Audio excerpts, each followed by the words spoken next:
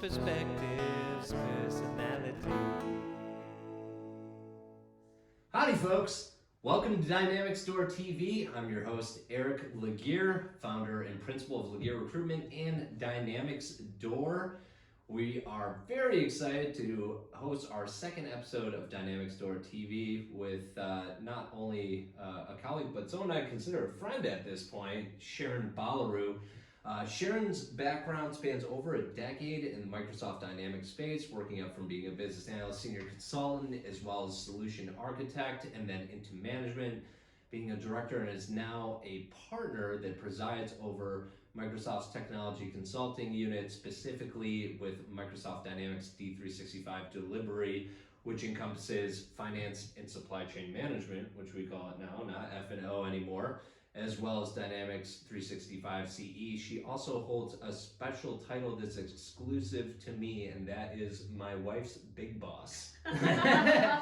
So it really is a sincere pleasure to be doing this, filming our first episode in person, being that we both live in Austin. So I can also add neighbor to that title, essentially, right? Absolutely. Love it. We're at least a few miles apart. Sharon, how you doing today? Sharon, how you doing today? I'm doing great. I'm excited. It's Friday afternoon, and yeah, excited to talk about dynamics and people and clients, all things I'm very passionate about. Fantastic. So I like to start these off with an origin story. You know, where you came from. When did the Dynamics Store open for you? Yeah, it's so interesting. I always tell people, like, sometimes consulting or dynamics finds you versus you looking it for it. So I started my career at Hitachi Consulting, and I was one of the first people in my class to start, and I happened to fall into the Microsoft Dynamics ERP space. Back then, the other options were Oracle or SAP, and I fell in love with it. I had some amazing mentors in the group, and I quickly became a business analyst and got really embedded into the requirements, the testing, the data migration, and I had no idea what this was when I was in college thinking about a career in consulting. Wow. So was this back when it was still just Hitachi Consulting? Was Ventara a thing yet? Was Solutions America? You know, was that before they split everything up? Or? Yeah, it was like in the late 2000s. So it was like AX 4.0, 2009 was coming out. And so there was a crew of really smart individuals from Iteration 2, and Hitachi had merged with them. So fantastic. Great. So tell me about the first days in consulting and learning the ropes. What were mostly the jobs that you were tasked with? Yeah, so not very glamorous jobs, I might add. A lot of testing, a lot of data migration. We did not have like Task Recorder back in the day, so creating test scripts and doing documentation was very manual. But I also think doing the hard work really made me appreciate when automation came around, and really kind of understanding what it took to implement an ERP solution, because it may sound easy, but when you get into it, it's a really difficult task. Yeah, and especially now, Microsoft's done a good job with like Microsoft Learn and Microsoft Docs, where it's like, if you need help with technical documentation, it's like, here's the best practices, here it is, it's all there too. Real talk, do you ever get a little mad sometimes the folks that are just starting off their Dynamics consulting careers, how easy they have it for some things now? No, absolutely not. I think it's great. I mean, the fact that we're improving and becoming more efficient, it's a good thing. And so I don't feel like everybody has to struggle constantly to become an excellent in your craft. Yeah. What was one of the most challenging aspects when you're at the beginning of your career, kind of finding your way? I think learning, so the technical skills, we were able to learn pretty quickly and straightforward, had great mentors or had documentation, but I think some of the human skills, the social skills, took a while to hone in. I think being a good presenter, being able to communicate effectively, those are key things that a technology expert really needs to have. So I think those are some of the areas that, luckily, I love presenting, I love communicating, so it was okay, but it's one of those things that you don't normally think about when you think about hard technical skills. Yeah, so and I'm glad you brought that up, because our first episode with Liz McGlennon, she mentioned that, she thought a career in technology, you have to be a developer, you have to write code, that's the only path in technology. Did you share that vision as well before you got into technology consulting, or were you aware that there's more to it than just writing lines of code? Yeah, no, I had a little bit of insight. I was a vice president of my student consulting association in college, so very much a nerd, still am. And so I was able to go and do like a consulting expo to understand like healthcare consulting versus management consulting versus technology. And I understood it wasn't simply coding or just, being behind a computer. It was really being a liaison between the business and this technology. So if you had both the problem solving desire to figure out difficult problems, but also really liked people, and I really love working with people, it was really the obvious answer for me when I was looking for my career. Okay, so this is fascinating to me because I really only know Armanino, Sharon, and I part of the goal of these episodes is to reach a broader audience of folks that might be considering a career working Microsoft Dynamics, have no idea what it is, or that a career in technology can involve so much more than just being a developer. Mm-hmm. You had the idea, you knew what was in what the management consulting world looked like. You knew you wanted a career in professional services Mm-hmm. in college, which is rare, and I think that experience is invaluable. So tell me more about the consulting club in general, not just your ascension to the top of this club too, which is even more impressive that you were able to hold the title of VP. Where did you go to school? How did you stumble into this club and get active and involved in it? What does that all look like? Sure. Well, I went to University of Southern California in LA. I always knew I wanted to be somewhat related in business. I was really interested in business economics even as a teenager. And I found USC's program really kind of fit the bill for me. And I actually joined the consulting club because one of my friends had like free pizza and beer. And so I was like, okay, let's just go. I didn't even know what it was back then when I was a freshman. And I got to know the team members, the board, and the more I learned about it, the more I found it really matched a lot of the skills and talents that I had around problem solving, critical thinking, communications, and leadership, that it kind of evolved from there. So we did a lot of different case studies. We would do like consulting kind of events for the local community. So it was really neat way to learn more. Okay. Yeah. Well, I kind of laugh to myself because you're like, they have free pizza, free beer. I'd always, some of the economics courses I've taken, actually minor in economics, funny enough, in college. Oh, cool. I always thought there was no such thing as a free lunch, but you're saying it's free lunch is what free food. Somebody was paying for it. Yeah, there's some sort of opportunity cost along the lines there. Yeah. I'm a pretty big economics nerd too. I'm curious, do you listen to Freakonomics podcasts? Have you read the book or? No, I've read the book and stuff. Yeah, I listen to various podcasts. But yeah. Are there any other like economists that might be familiar names that you're really big into their work personally? Well, the people I listen to more nowadays are like Simon Sinek, even Scott Galloway, Prof G's got a great podcast out there. So now I think my tendency has moved more towards leadership, kind of visionary thinkers, people like Brene Brown, Adam Grant. Big fans. Yeah, there's a lot of big fans of Brene Brown. Yes. Brene Brown is an enterprise unto herself these days. It's and impressive. she's a Texan. Yeah. Speaking of leadership, I got this from your bio that's online at Armanino. It mentioned that you're involved in the Arbinger group that's focused on leadership and collaborative growth. Can you tell me a little bit about that program and your involvement in it? Sure. So the Arbinger Institute has this concept called Outward Mindset. And there are 3 books. I recommend Leadership and Self-Deception if anybody's interested in getting into the material. But the essence of the material is that our mindset is what drives our behaviors to get us to our desired results. So if you think of any business, we are looking to grow our sales, our revenue, our customer sat score, or employee sat score. So how do we normally think of achieving those results?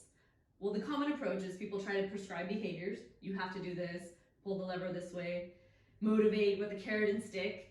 But really what we found and what the Arbinger Institute teaches is that once you embrace an outward mindset, then those behaviors are more long lasting. An outward mindset is really simple. It's seeing people as people, not as objects, not as obstacles or vehicles or relevancies. So if I can kind of change how I see the world, how I see my people, my teams, my clients, then collectively we can achieve the results that we're looking for. This is pretty fascinating because I don't have too much to compare it to these days as far as changing behaviors to anything other than having a toddler at home. And I read something about timeouts, why they don't work, and you can change with punishments when things happen. Mm-hmm. You can change the behavior right then for the short term, but to create long-lasting changes in behavioral patterns, punitive measures don't do much. Right. And you need to help them understand that, to help guide them into changing their behavior into long-lasting things, and that there's direct consequences, not necessarily punishments, but consequences in the moment to help them realize to change behaviors. It almost seems like it kind of parallels the same kind of philosophy towards work and management. Yeah, I mean, we go through so much change in at work. I mean, the one constant in life is change. There will always be change. So yeah, oftentimes as humans we resist change, or we're really skeptical about it, especially if we don't understand why. If we don't know why we're changing or why things are shifting, then I'm going to resist. So I think change management is super key, especially when we talk about digital transformation, a big journey that most clients undertake when they're looking at a solution for their business.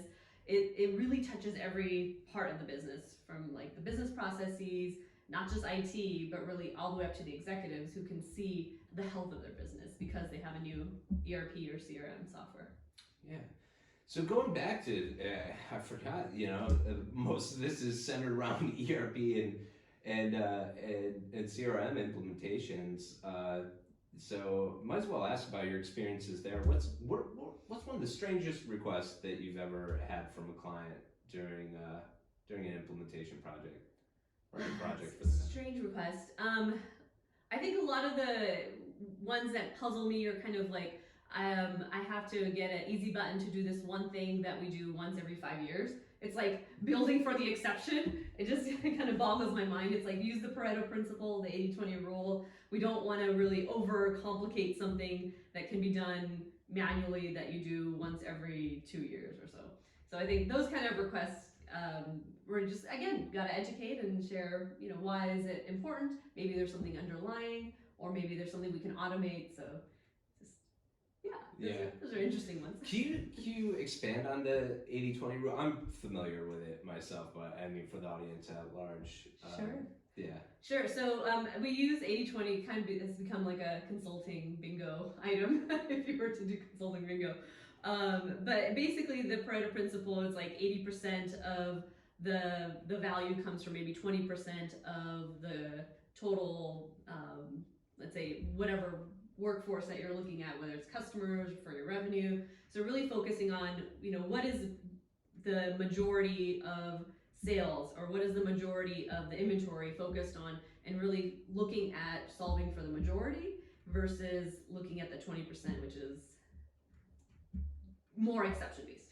Yeah, and I could see, just knowing, being on the outside and speaking to so many professionals that work in this space all the time, I could see we're getting bogged down in some of the details that seem important but aren't the major parts of the business that you could see the return on investment is where a lot of the issues could arise to whether an implementation is successful or not.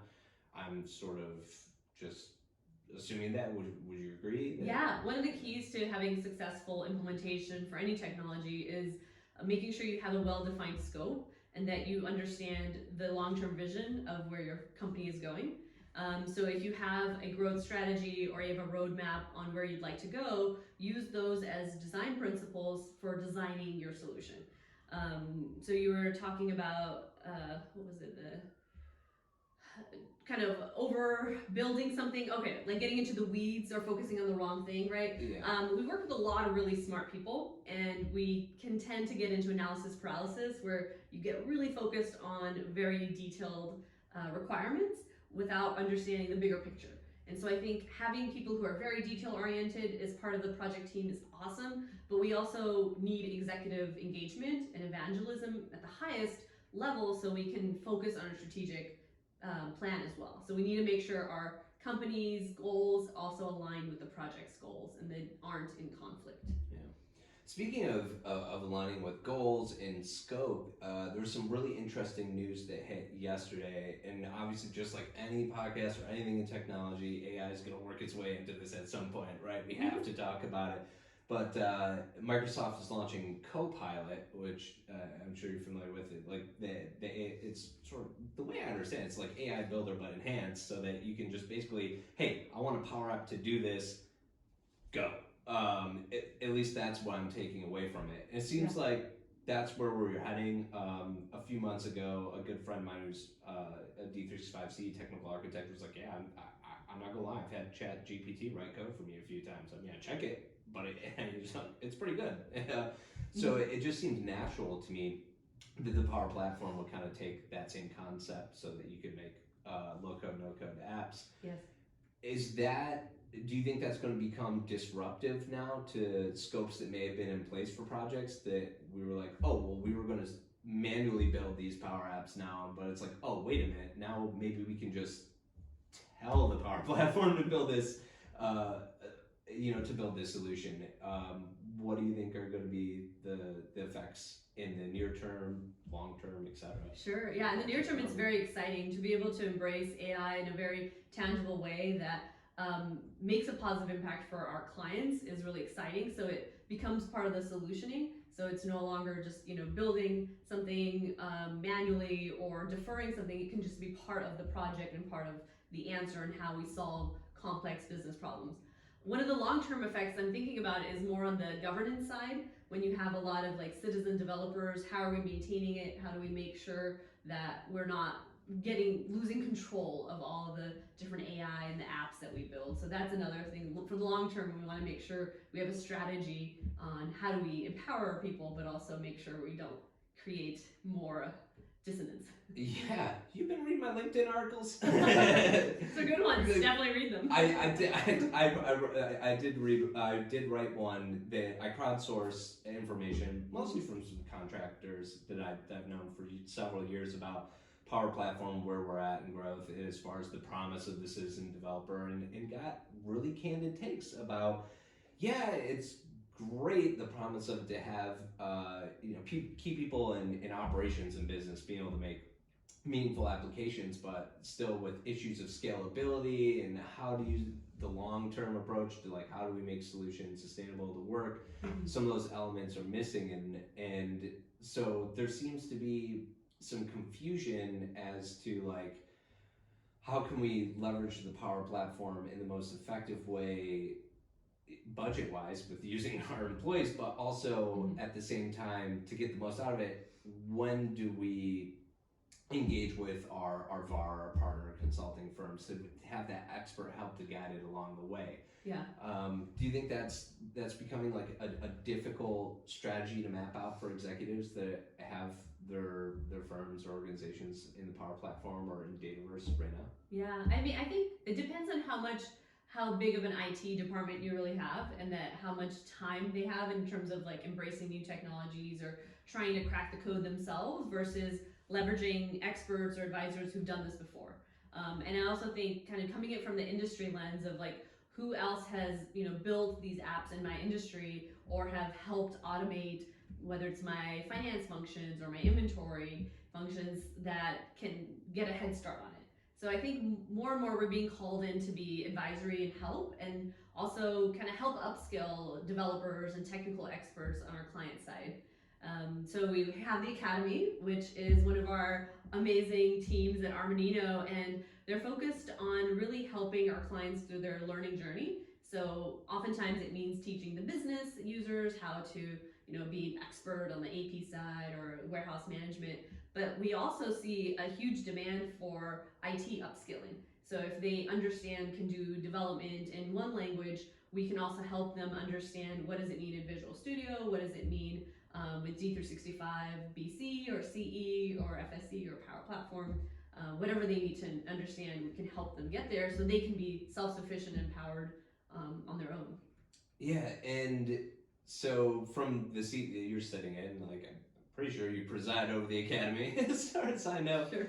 What's the growth been like in that part of the practice at Armanino? Oh, it's been fantastic. So one of our leaders who birthed the idea of Academy, Meredith Chase, she is a trailblazer and visionary, and started with a couple of people, and now we have over 10 team members, and really focus on all of the technology stack from small to medium-sized ERP to more of the enterprise like Microsoft Dynamics.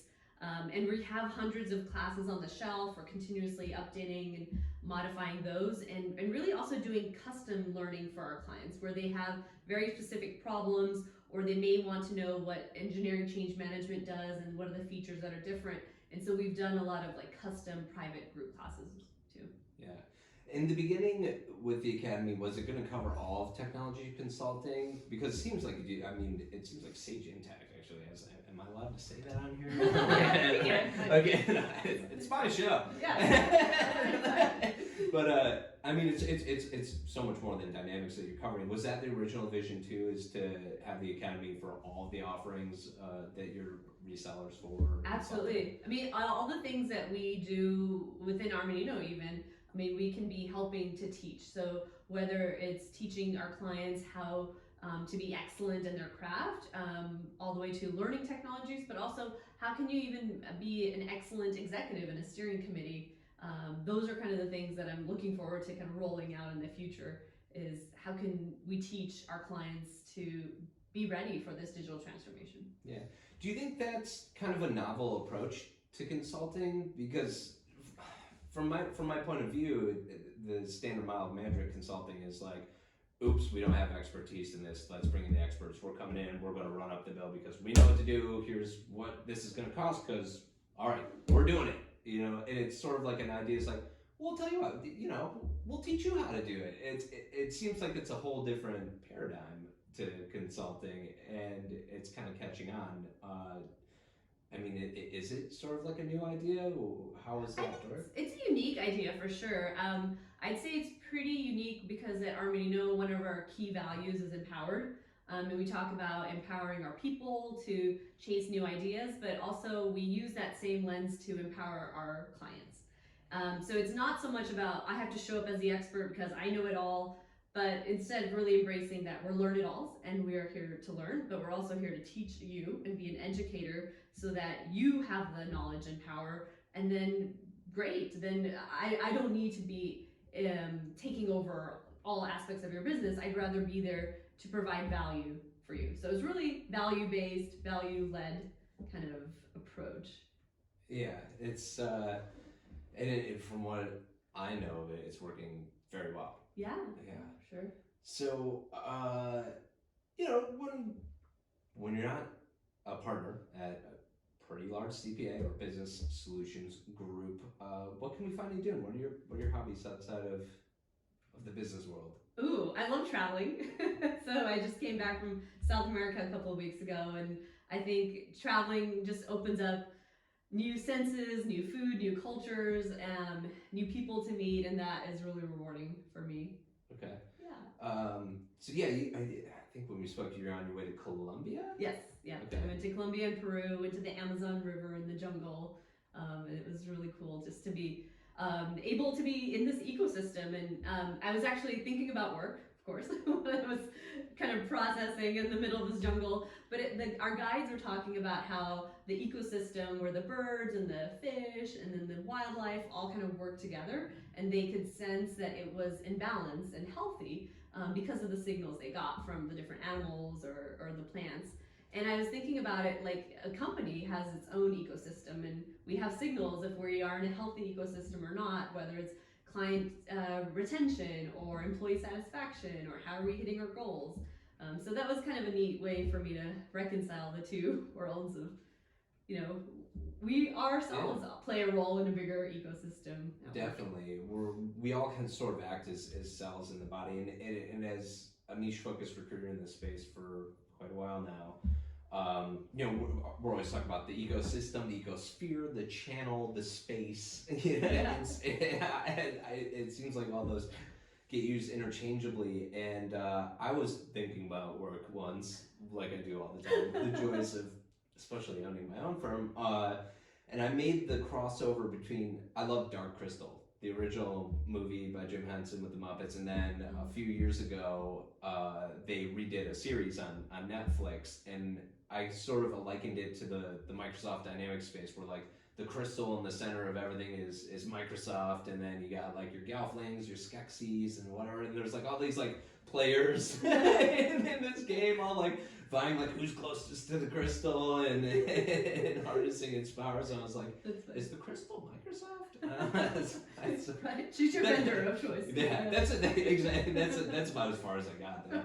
I'm sure there's probably more nuances and crossovers I could make to other parts of the ecosystem at large, but I have those thoughts too, where I make the crossovers to work. Also, as like a crossover, have you ever like put much thought into who would make for like a really great client? Like, and it could be a fictional character, a person real or fictional. Like, who would be the best person you'd want to sit down and have a requirements gathering session with? So I would really like to interview Ted Lasso.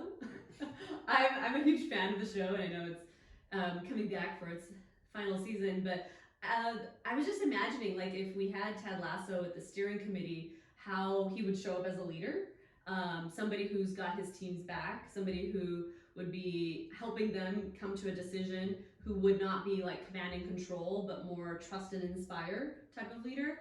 And when he's also doing requirements gathering, he wouldn't be afraid to say, I don't know, and bring in different people. So many times we run into situations where you have the wrong person in the room when you're doing requirements gathering sessions, and other people might be, shy or not clear on who to bring in. Yeah. And if we, don't have the right people, then we may not have the right requirements, and that may lead to, a solution that is incomplete. So I would love to hang out with Ted. Right, and I feel like companies all the time can struggle with, all right, who's going to be the champion of this project, and sometimes there's surprises, and then later on, like, your career is, your story of the come up in career, I'm going all the way back to this now, is so rare that you had an idea like of management consulting, wanting a career in that, and choosing that path. But most of the origin stories that I've talked to, I've spoken to thousands of dynamics professionals in my life. It's usually they're at an end user that's using the technology. They're in sales, marketing, accounting, or maybe they're in the warehouse or on the manufacturing floor, and more or less someone goes, "Hey, you're a kid. You good with computers? You figure this out?" And they're like, "I want to add a field." Well, they don't even call it field. They're like, "I want this here." Like, they don't even know what to call it field. Or like, "All right, under this entity, I need." And then they end up like doing something with Dynamics. They find the admin panel and just kind of figure it out. And they're like, "That's it. All right, the kid's doing the computers," and then they're off to the races. And then all of a sudden a big project or upgrade comes, and they're like, "Yeah, they're the one that knows everything around here." They work with a consulting group, have that experience, and then eventually end up talking to me. I sometimes place them with consulting firms. That's the usual come up, but it almost seems like people accidentally become the person. They become the Nates from Ted Lasso, right? The diamonds in the rough. They're granted the opportunity. Does that also happen internally in consulting firms sometimes, where you're like, "Okay, you're the champion of this now," and then people surprise you? Oh, absolutely. I mean, if you empower somebody to take ownership and accountability over a new product or a new initiative or anything, people will surprise you. And it really comes back to the mindset, or are you seeing them as a person who's capable of doing this?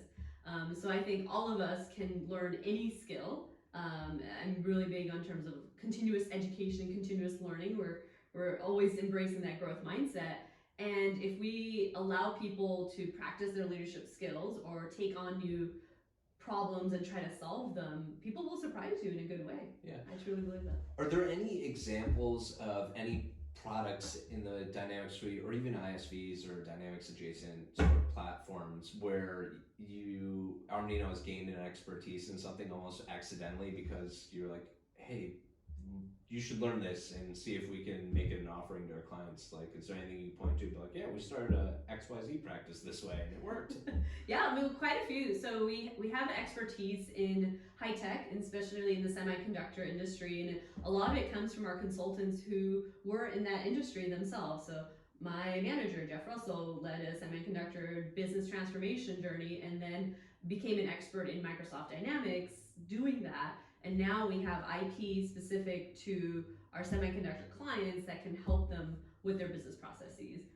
Similarly with revenue recognition, ASC 606, there's certain rules and setup that you need to do in the system. We built it and we're able to kind of work with Microsoft to embed it into the solution.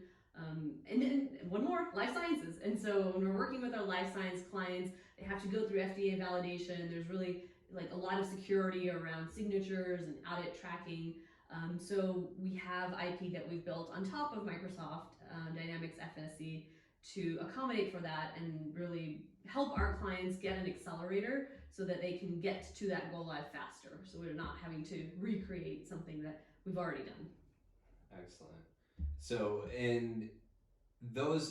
really the IP, what you're telling me is like as far as I know, those IPs are like the major drivers of at least the Dynamics finance supply chain management practice. Those are like huge drivers of revenue and growth that clients continuously come to you for.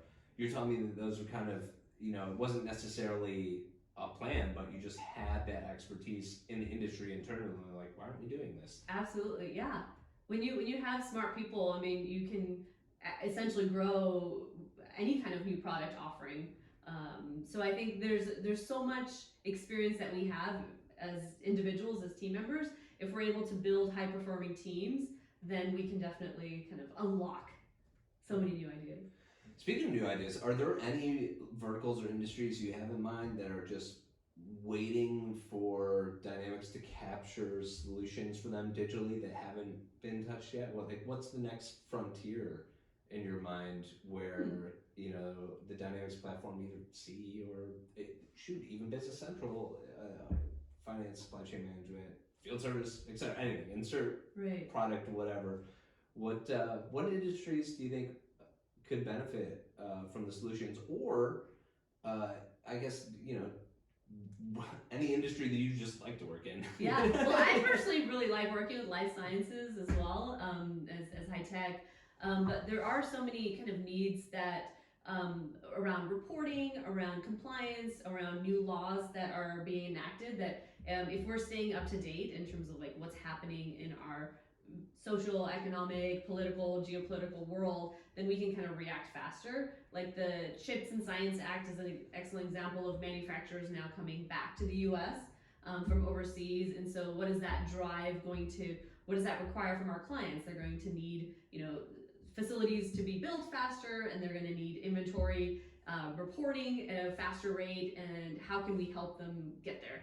The other area I'm seeing a lot of shift is in the workforce strategy. So our clients are dealing with work that is constantly changing. The question they ask is, are we upskilling our team fast enough? Do I have the right people in the right roles? How do I know if my business is shifting, that I've got the right team? And I may be dealing with like a silver tsunami of retirements coming up.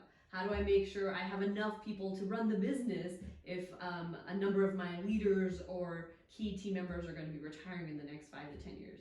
Wow. Now, when you mentioned that the silver tsunami and having the right team in place, is that exclusive to like their team for Microsoft Dynamics or technology, or overall? And is that a separate part of the business that comes in to strategize, or is that more on Dynamics delivery to also I think work through that? We have a strategy transformation team at Armanino that really focuses on strategic thinking, design thinking principles, planning for the next 5-10 years, and helping clients understand their human capital. Like, are you putting a succession plan in place? Do you have the right roles defined for your team members? And workforce strategy as well. So many of our clients, like there's this misconception that when you have consultants come in that are going to fire everybody, but it's not the case. I mean, our clients have been very mindful and deliberate about who they hire. They're the right fit for their company, and they have a lot of institutional knowledge. So how can we help our clients' employees maybe learn new skills or take on more digital or AI type of learning so they can bring a different set of skills, or help automate some of the rote work that they do they may not even enjoy, so they can focus on more strategic relationship building with their customers. So those are things that, while it's not specific to Microsoft Dynamics, I think it's adjacent, and those are the questions that come up when we are assessing an overall digital kind of footprint. Yeah, it's really fascinating that specifically with Microsoft Dynamics, the products themselves are being adopted by larger and larger enterprises that have these problems even. So like, I feel like 7-8 years ago, these weren't conversations that you were having with clients that are about growth oriented that way. Right. I think it's punched up into a space now where the problems that the clients had, they're beyond just like, how do I make this journal entry? In my journal ledger, Because we know the root cause isn't just the technology, right? It's not a technology problem. It's a people, process, strategy question. And you're right. We are seeing more of that shift, and like with the Catalyst program with Microsoft, coming in early to understand the business processes, and we do what we call value stream mapping. So we may do like a procure to pay work stream and see what are the different steps that you have, and how can we help automate or redesign it so you can be more efficient, and that's regardless of what technology, and way before you even put in a new technology. So I think having those strategic conversations, clients now come to expect it, and they really want it. And so that really, if that informs how you design the solution, how you design integrations, it will make the business much more better off than if you worked the other way around, which was solving for that little one-off journal entry issue and then realizing you had a way bigger concern with your entire record-to-report business process. Yeah. Do you think the overall shift in our culture as far as being like more open and sharing is creating more opportunities business-wise to help beyond just the scope of work? Sometimes like say, all right, well, you're implementing this is your thing, but I feel like as former executives are now aging out, and we have like a younger crop of next generation of executives coming in that are more, I think, aided by social media and stuff like that. We're so used to the sharing economy of sharing our lives, Uber, Airbnb, Do you think that's found its way into the workplace where executives, directors, management, they're more open to sharing other problems that could possibly be solved and helping to build teams and crowdsource solutions? Do you feel that? Have you seen that change? I've seen it more willingness to be transparent, even a willingness to acknowledge failure sometimes. I think that can be a really difficult thing for an executive to do, but what I've seen is that humility is a superpower. And when you are humble about, here are the things I don't know, here's where I need help. I mean, we talk about, even as a team, that we're really big on asking for help, offering help, and then also accepting help. And so some people may be good at asking for it but not accepting it. So you're like, I know. Are you talking to me? But I think this kind of shift, kind of just overall, it's been really fascinating to see. I mean, even if you think of the pandemic, years ago when we would have said that, traveling, we could do everything remotely and virtually, like nobody would have believed you. But here we are, being able to do hybrid effectively. That's. What do you think is the future of travel in this industry? So travel's not going away by any means, even though we had a pandemic and we're kind of grounded for a time there. I think nothing really replaces this in-person kind of interconnection. So while we can do things on Teams, we can do things virtually, there's something about building relationships in between the meetings. It's in between the white space where you just can't replace that. So I think there will be, what we go do in terms of travel is We go during milestones, maybe during like kickoffs and testing events and go lives, but it doesn't mean that you have to travel just to sit in a conference room and not talk to anybody. Like that doesn't work and has never worked. So I really think it's more about being intentional and deliberate about when we're getting together and what is that purpose? What are we trying to achieve by meeting in person? Yeah, it is interesting because we're talking about meeting in the room, and I first designed this. Oh my gosh, I'm gonna have to back up a couple steps. So Okay. I smiled when you said open to sharing failures, and I was sitting here and thinking I had this idea for Dynamic Store. I actually launched it 2 years ago, and it failed. Because I had the idea. Congratulations! Yes. I was like, wait a minute, what we're doing right now first failed because it was just supposed to be Dynamic Store was just me. Well, obviously couldn't see anybody, it was a pandemic, but it was just me, and it was a tool for advertising the roles that I had open. Mm-hmm. And I'd just be discussing, okay, I need a field service solution architect, senior finance consultant, senior supply chain consultant, and I got really weird with it, and I go back to those posts and videos now, and I just kind of cringe because I was like, wow, this was actually sociably acceptable as a form of marketing during the pandemic because everybody's like stuck in their home anyway. Like there were scenes of me in the kitchen where I'm like, turn around, taking a cookie sheet out of the oven, like just cooking up some fresh rolls. Like, I was just like, oh, so I happy. love it. Yeah. So funny. And no one ever contacted me that was a viable candidate in the market because they had saw those videos. But I realized the aim was completely wrong, and that I could be doing something, one, that's more fun with this and building value for the ecosystem, right? One that's honestly built a lot of value in my life and has given me a way to make a living, surround myself with people who at least I think are a lot smarter than I am consistently. And it's been good, and it's all because, and I'm sitting here doing this right now because of failure. So I just wanted to make a note of that while we're recording this. Yeah, no, I love that. It totally failed first. And you now persisted. You kept going. I mean, that's the hard part. So many people fail and then drop out. Hey, there's still time for this to fail. No. And then you'll revamp it again. So it'll be great. Yeah. Speaking of failures, you recently had one. You shared with me that you were doing a hot wing eating competition in the office, and I saw hot wings on the plate. Tell me, like, how did that go? Why did you fail? Yes, I did fail at hot wings. So basically, I'm on the chair of our women's advancement network group called the Bridge, because we build a bridge for an infrastructure for women to become successful leaders in Armanino. And they basically invited all the different committee chairs to do a hot ones kind of challenge where you answered questions while eating really spicy wings. And I was like blowing my nose, drinking water, drinking my coffee, and I got through about half. I had some Starbucks, cold coffee there, so just to cool the mouth. But yeah, it's pretty acidic though. That's not the temperature. Well, I love coffee though. I mean, it's just like if I had any excuse to drink coffee, I'll take it.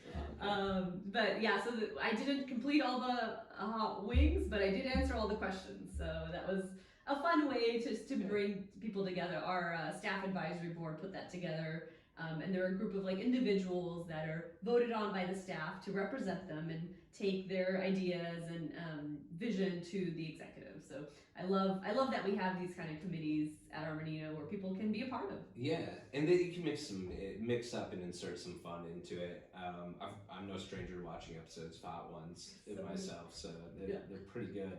I'm going to shift gears now and ask you a really serious question. Probably the heaviest in weight of questions, and everything's riding on this. Uh-oh. Chicken wings, drums or flats? I like flats. Yeah. There's more meat. No? Yeah, you got. Oh well, I'm not judging. I was waiting for. Yeah. Is there more though? I feel like you got to work for more though with the flats. No, the drums are too easy. I don't mind doing some work. Yeah. So I'm a drums. I guess that already came out in my reaction. Yes. ardent defender of the drums. As a matter of fact, my wife and I, early on when we were dating, we had found out, through going out together and ordering wings, that she was flats and I was drums, and I think that was the actual day, at least in the back of my mind, subconsciously, I was like, I'm going to marry you. This is going to work out just fine. Only to find out a few years later, she absolutely hates Chinese food. And that is probably the only irreconcilable difference we have at this point in time. To the point where she used to have to work one weekend day when she worked in animal welfare, and that would leave me at home alone. And I would sneakily order Chinese takeout, and I'd make sure I'd like hide the evidence. If I had leftovers, I'd have to like put it behind something in the fridge because I didn't want her to know that I was like shamefully trying to hide the fact that I'm eating Chinese food without her. Yeah, but you can be transparent about your failures too. Yeah, I mean, I failed most of the time out here yelling from the kitchen, busted! Or like, there's like one duck sauce packet laying out. Oh no. Yeah. Those days are gone though. I don't really try to. I actually don't eat much Chinese food anymore. Just because now with the kiddo involved too, I've tried it. He doesn't like it. Yeah. So if I'm striking out there, that's 2 out of 3. I think you're outnumbered. Yeah, it's too much. Do you like Chinese food? I do, but I love all food, like sushi. But if there was a meal I had to eat every day for the rest of my life, it would be tacos. It's a good thing I live in Austin because we got unlimited choices of tacos and breakfast tacos. Oh, yeah. What's your favorite taco spot in town? I love Veracruz. I also love Velvet. Okay, I can't pick across one. from the other office, yeah. Yeah. Velvet's good. We have like this, it's funny, someone marked it on Google Maps by our house. There's this truck called Bomb Tacos. But oddly enough, I think their quesadillas are the best, but their tacos are really good too. But someone took it upon themselves to mark it on Google Maps and make it a public marking where they called it Secret Taco Truck. And that's been our favorite. Like, Yeah, it's not so secret now. Yeah, it's right by a field with like a bunch of goats and a donkey on it, and at this gas station on Bluff Springs Road, deep South Austin. Excellent. All right. I'll have to check that out. Go find some donkeys and goats and tacos. Yeah, if you ever make it there, I'm right around the corner. I'll meet you. Yeah. So if there's any sort of wisdom you'd like to impart to anyone considering a career at Microsoft Dynamics, or even just maybe ERP, CRM consulting in general, what sort of wisdom would you like to impart to our viewers that are just starting off their career? Yeah, I think especially if you're starting off, stick with it. I think there's a tendency for, especially nowadays, to flight away from hard things or move to another role or a new industry or a new job. But I think it can be so valuable that the fruit of your labor is just right around the corner. So it may be very difficult and challenging in the beginning of a career. There may be a lot of new terminology or jargon that you don't understand. But I think if you can embrace that curious mindset, that learn it all mindset, that there are endless opportunities, because I really see kind of ERP and CRM as the backbone, the foundation of any business. So if you can understand business processes and how businesses work, then you can basically go anywhere from that. Absolutely. You know, oh boy, I was thinking maybe that was the time to end it. Now you got another question I had. And so with that, and I've sort of, when some layoffs started happening in big tech, say Amazon's, Meta's, Google's of the world, friends and family reach out to me like, how's it for you? And I'm like, yeah, I'm not really tied to that. And then nobody really understands my niche. Does anyone outside of what you do? No, they just think I work with computers. Yeah. That's what I do. And then I by de facto end up being my father-in-law's like tier 2 IT support, it's a good one. and I'm just like, I'm a recruiter, first of all.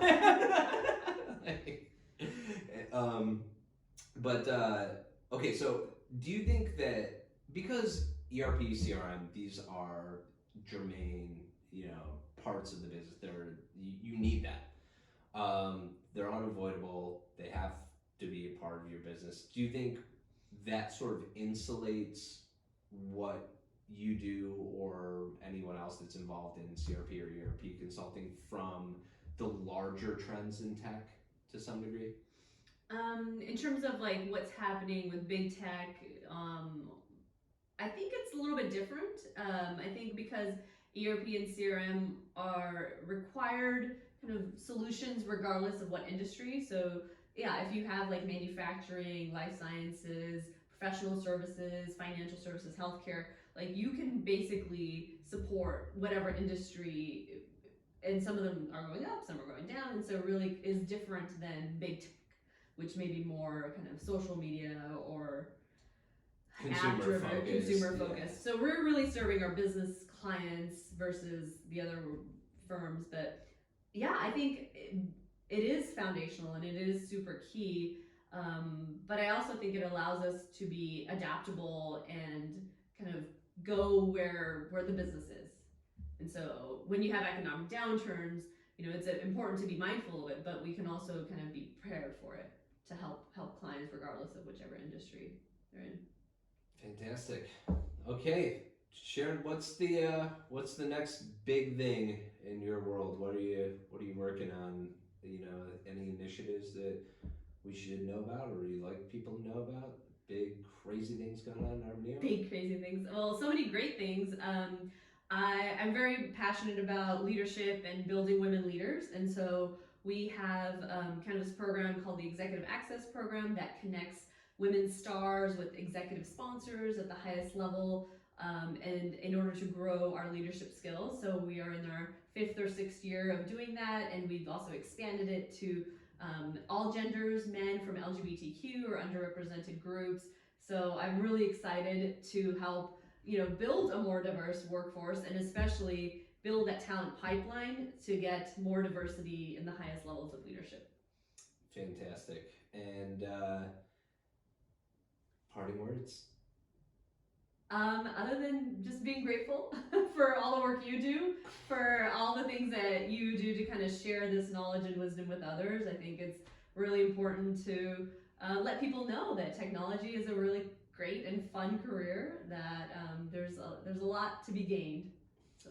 Thanks. And, you know, if not you, then who? So I guess it might as well be me. I'd like to thank you for carving out some time to meet with me on site, in person, for the first ever, you know, IRL Dynamic Store TV interview. I love it. Hopefully many more to come. Yep. And thanks, folks, for tuning in. Again, this is Eric